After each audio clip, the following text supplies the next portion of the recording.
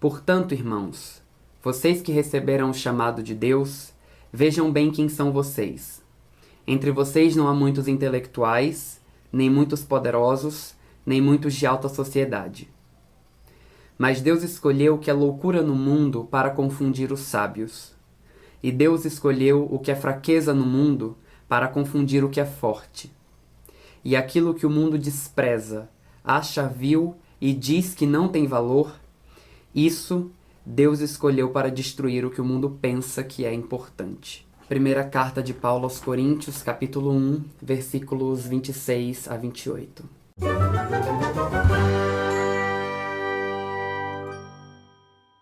Na semana passada, a internet recebeu uma notícia bem triste. Um jovem de 16 anos do interior de São Paulo, chamado Luiz Aquino, cometeu suicídio porque não estava conseguindo lidar com a quantidade de ódio que ele estava sofrendo dentro de casa por ser gay. A família dele era uma família muito cristã e não estava sabendo lidar com a realidade que ele vivia. E esse conflito teve esse péssimo desfecho. E isso é uma coisa muito triste que acontece todos os dias, no país todo, em todos os lugares, e a gente precisa que isso acabe. As pessoas não podem continuar morrendo por causa de falta de acolhida dentro das próprias famílias. Isso é uma realidade muito triste e muito assustadora. E eu tô fazendo esse vídeo para tentar conversar com alguns pais e mães que são cristãos, tentando falar do ponto de vista de um filho gay, porque às vezes é muito difícil para os pais se colocarem na posição dos filhos, e aí a gente cria um problema muito grande.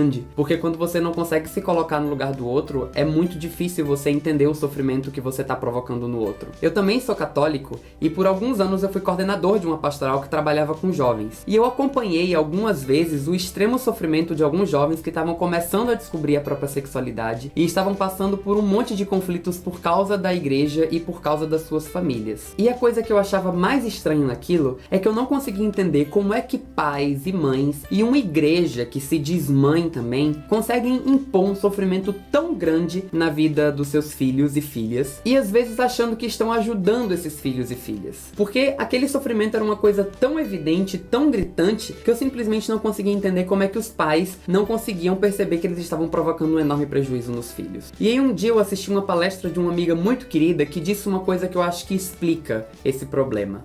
O que ela disse nessa palestra é que quando um filho chega para um pai ou para uma mãe e fala "eu sou gay", usando essa palavra gay que as pessoas costumam ter medo, o que acontece é que os pais constroem um grande muro de estereótipo na frente dos filhos, e esse muro impede os pais de verem esse filho que eles sempre conheceram e que sempre teve ali. E esse muro é construído com um monte de discursos raivosos que os pais escutaram na mídia, ou que escutaram na roda de conversa com os amigos, ou que escutaram na igreja. Discursos dizendo que o filho foi possuído pelo demônio, ou que o filho é um depravado, ou que o filho se desviou, ou que eles educaram esse filho errado, e um monte de discursos que não tem nenhuma conexão com a realidade, mas que provocam um prejuízo enorme dentro de casa. Porque os pais começam a ter a imagem de que o filho é uma ameaça, ou de que a sexualidade do filho é uma ameaça para o filho que eles sempre tiveram, e aí os pais começam a agir de formas muito desesperadas, e eles acabam fazendo da família um espaço que é extremamente violento, o que é devastador, porque a gente às vezes cresce tendo os nossos pais, as nossas mães como heróis. A gente cresce achando que a família é o lugar mais seguro que a gente tem pra viver. A gente cresce achando que quando nenhum lugar no mundo mais for seguro, a gente ainda vai encontrar segurança e acolhida no espaço da nossa família. E aí, de repente, esse espaço não é seguro mais, porque os pais não conseguem entender a realidade do filho, e porque não há mais espaço pra diálogo, pra acolhida e pra compreensão. A casa se torna um espaço nocivo, violento, e muitas pessoas acabam ficando sem chão e às vezes sem esperança. É por isso que alguns jovens acabam no destino horrível que o Lui acabou. Porque não existe coisa mais devastadora na vida da gente do que o sentimento de que ninguém vai te amar e ninguém vai te acolher. Não existe nada mais devastador na vida da gente do que a perda da esperança. Tem uma história na Bíblia de que eu gosto muito e que eu acho que ajuda muito a entender o que é essa dificuldade e esse sofrimento, que é a história da rainha Esther, que tá no livro de Esther. A história de Esther basicamente é a história de uma saída do armário. O rei Assuero, o marido dela, por causa de um tanto de discurso de ódio, discurso nocivo que ele escutou a respeito do povo judeu, decide que ele vai matar esse povo. Acontece que a própria Esther era judia, e aí ela se sente no desafio de contar pro rei quem ela era, e isso colocava em risco a vida dela e a vida das outras pessoas que eram iguais a ela. E aí Esther diz coisas muito bonitas, porque quando ela vai falar com o rei, ela diz que ela deseja a vida. e que ela deseja a vida daqueles que são iguais a ela. Quando um filho gay chega para um pai e conta quem ele é, a única coisa que ele tá pedindo é por um pouco mais de vida plena, de vida feliz, de vida sem julgamento, sem violência. E aí, às vezes, o que falta aos pais é uma postura mais parecida com a do rei Assuero, que se livra daqueles estereótipos, que coloca o amor em primeiro lugar e que não só acolhe Esther, como também se livra de todo aquele discurso de ódio que colocaram na cabeça dele e desiste da ideia de que aquele povo precisa ser aniquilado. Então, pais, mães, vocês precisam destruir esse muro de estereótipo que vocês construíram entre vocês e os seus filhos. Vocês precisam voltar a enxergar os filhos de vocês, que podem estar um pouquinho diferentes daquilo que vocês estão acostumados, mas que ainda são seus filhos. A gente precisa ser um pouco mais inspirado pela postura de Jesus quando encontra os discípulos no caminho para Emaús. A história diz que Jesus explicou todas as escrituras e partiu o pão com eles. Mas antes, Jesus escutou todo o sofrimento que eles tinham para relatar. E essa postura é fundamental, essa postura de primeiro ouvir para depois falar. Às vezes a gente fica muito desesperado por oferecer respostas e por dizer o que a gente pensa, e lá no fundo a gente sabe que vocês só querem o melhor para os filhos de vocês. Mas nem sempre os pais sabem completamente aquilo que é melhor para os filhos. E mesmo que eles saibam, também é importante ouvir o que os filhos têm a dizer a respeito dessa ideia de felicidade que os pais construíram. Porque no fim das contas o que está em jogo é a felicidade dos filhos e não dos pais. E mais do que tudo, esse gesto de escuta é importante para que os pais possam entender coisas que às vezes eles não entendem. Primeira coisa,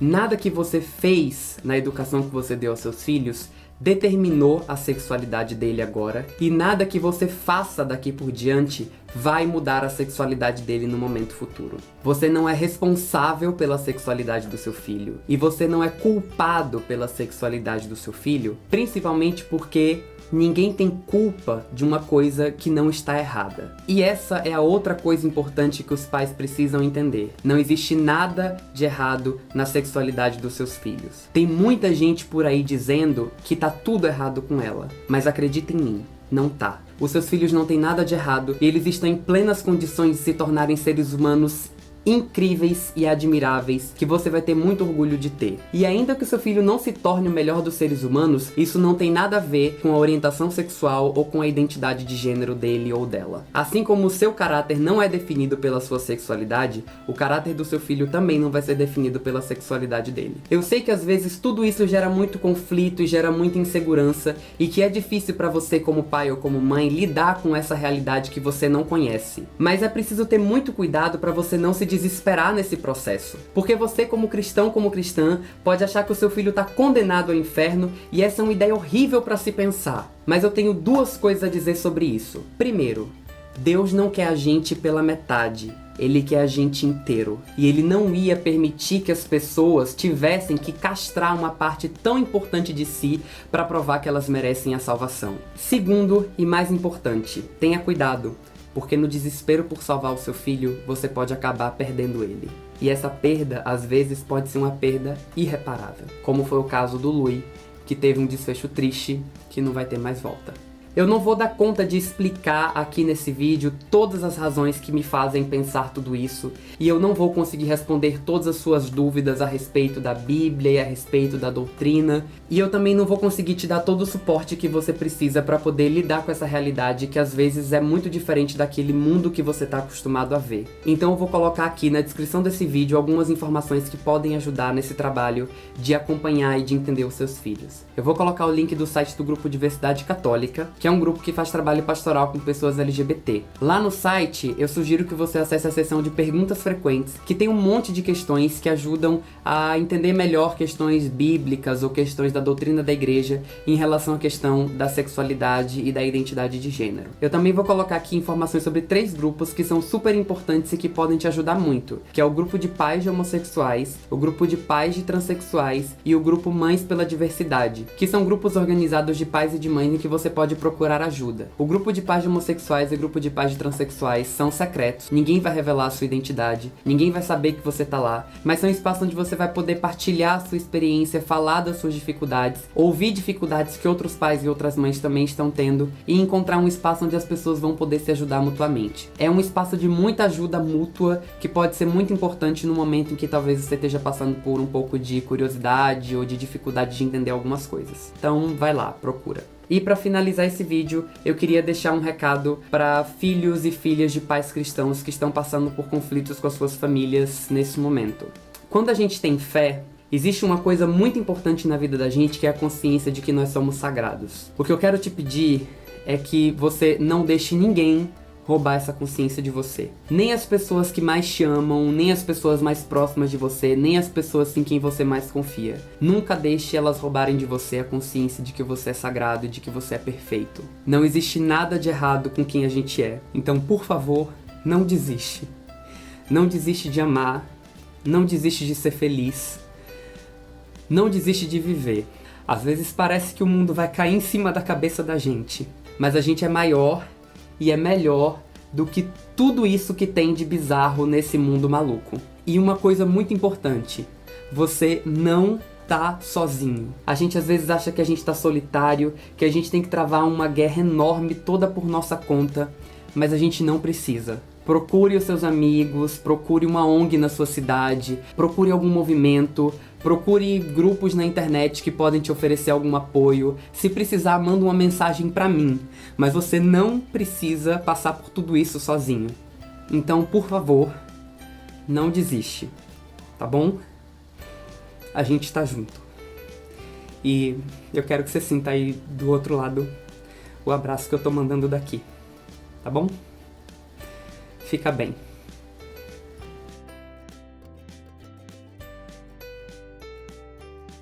E mais uma coisa importante. Ai, que difícil. E mais uma coisa importante é que da semana passada pra cá aconteceram coisas muito bonitas aqui no canal. O vídeo sobre a questão de gosto se espalhou por muitos lugares e foi uma recepção linda. Eu recebi mensagens lindas e incríveis de um monte de gente que encheu a minha semana de amor e de beleza. E eu queria agradecer a todo mundo por essa onda de coisa bonita que vocês me proporcionaram nos últimos dias. O canal recebeu muitos inscritos, eu tô muito feliz. E pra dar conta de toda essa coisa que tá crescendo, eu criei também a página do Muro Pequeno no Facebook. O link também vai estar aqui na descrição do vídeo, então vai lá, curte a página. E uma coisa importante, um combinado que a gente precisa fazer.